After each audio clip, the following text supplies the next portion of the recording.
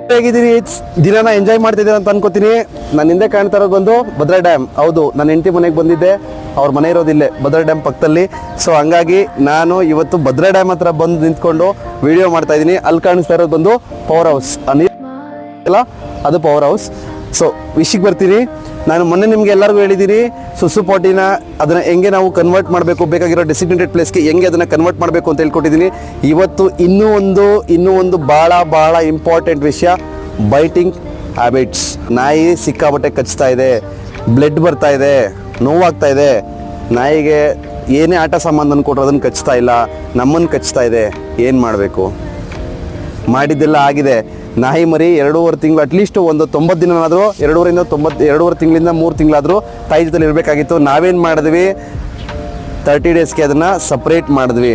ನೀವು ಅಬ್ಸರ್ವ್ ಮಾಡಿರ್ಬೋದು, ನಾಯಿ ಮತ್ತು ಮರಿ ಆಟ ಆಡಬೇಕಾದ್ರೆ ತಾಯಿಗೆ ಮರಿ